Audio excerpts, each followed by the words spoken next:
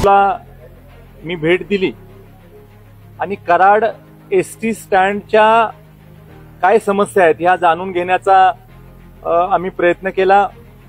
Karad ST स्टँडवर साधारण रोजची 40,000 लोकांची वर्दळ असते, ज्याला आपण इंग्रजीमध्ये फुटफॉल म्हणतो की 40,000 लोक साधारणतः रोज इथं वेगवेगळ्या विभागामध्ये जाण्यासाठी एसटी ची बस धरण्यासाठी इथं येतात आणि त्यामुळे इतक्या मोठ्या प्रमाणावर फुटफॉल असल्यामुळे त्यांची सोय व्यवस्थित व्हावी नागरिकांची, प्रवाशांची, याच्यासाठी काय उपाययोजना करायच्या याच्याविषयी आमचा सखोल आराखडा तयार करण्याचा मानस आहे।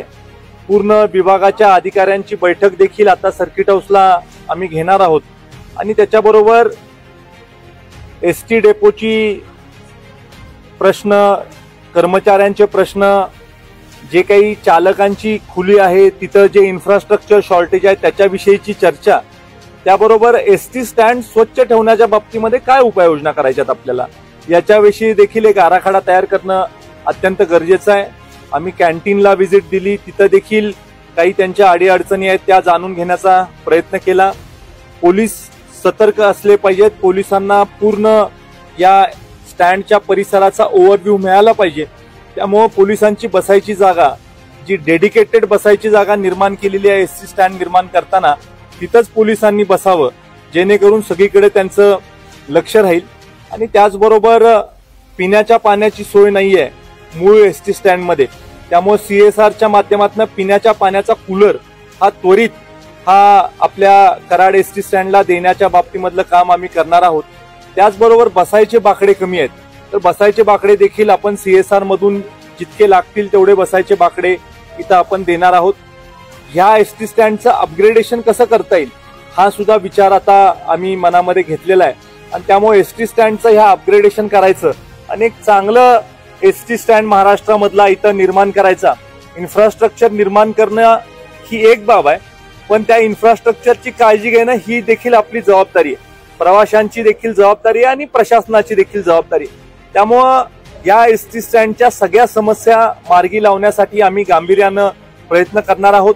पुण्यामध्ये स्वारगेटमध्ये जी घटना घडली त्या घटनेच्या अनुषंगाने सिक्युरिटीच्या दृष्टिकोनाने काही पावलं टाकणं गरजेचं आहे, ते देखील अंतर्गत आमचं बैठकीमध्ये ठरलेलं आहे की काय काय पावलं टाकणं आवश्यक आहे आणि कुठलीही अनुचित घटना या एसटी स्टँडवर घडता कामा नये, कुठलेही चोरीचे प्रकार इथं घडता कामा नये, त्यासाठी देखील आपण पोलीस प्रशासन, एसटीचं प्रशासन यांना विश्वासात घेऊन एक चांगली पॉलिसी इथं निर्माण करण्यासाठीचा आराखडा हा लवकरच तयार करण्यात आला। 2019ला या एसटी स्टँडचे उद्घाटन झाले, कोट्यवधी रुपये यासाठी खर्च झाले, त्या दिवशी उद्घाटन झाले, त्या दिवशीपासून ही समस्यांचे गरजेचं आहे, स्वच्छता आहे, अधिकाऱ्यांचं दुर्लक्ष आहे, खूपशा तक्रारी आहेत या प्रश्नात। सगळ्या ज्या नागरिकांच्या तक्रारी आहेत, प्रवाशांच्या तक्रारी आहेत, या सगळ्या तक्रारींचं अवलोकन मी केलेलं आहे आणि त्या सगळ्या तक्रारींचं निरसन हे येणाऱ्या 2 ते 2.5 महिन्यामध्ये करण्याच्या दृष्टिकोनाने आम्ही पावलं टाकणार आहोत।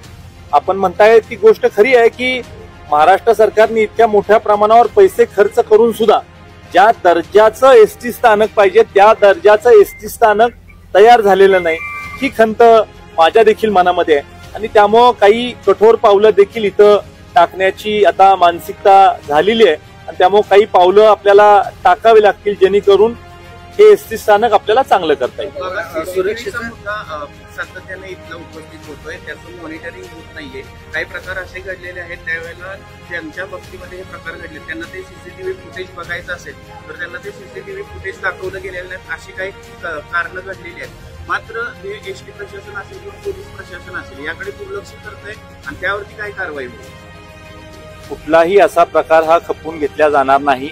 एखाद्याने सीसीटीव्ही फुटेज मागितलं तर त्वरित त्याला सीसीटीव्ही फुटेज उपलब्ध करून देण्याच्या बद्दल प्रशासन हे कटिबद्धच असलं पाहिजे। जे सीसीटीव्ही शॉर्ट आहेत, आता साधारण 15 सीसीटीव्ही आहेत, मी त्यांना त्वरित प्रस्ताव मागवलाय की तुम्हाला आणखीन किती सीसीटीव्ही पाहिजेत याचं तुम्ही पहिल्यांदा अभ्यास करा आणि अभ्यास केल्यानंतर तुम्ही मला कॉन्क्रीट त्याच्याबद्दलचा प्रस्ताव द्या, आपण राहिलेले सगळे सीसीटीव्ही बसवण्याच्या बाबतीमध्ये लगेच कारवाई करू। मुद्दा आयर्नीवर आलेला असताना आपण बघितलं की पोलीस शुल्क कायमच बंद असतं, तुमच्याकडे निरीक्षण असेल याच्यावर काय? उद्यापासून पोलीस चौकी ही ज्या ठिकाणी डेडिकेटेड जागा आहे तिथं ती चालू होईल.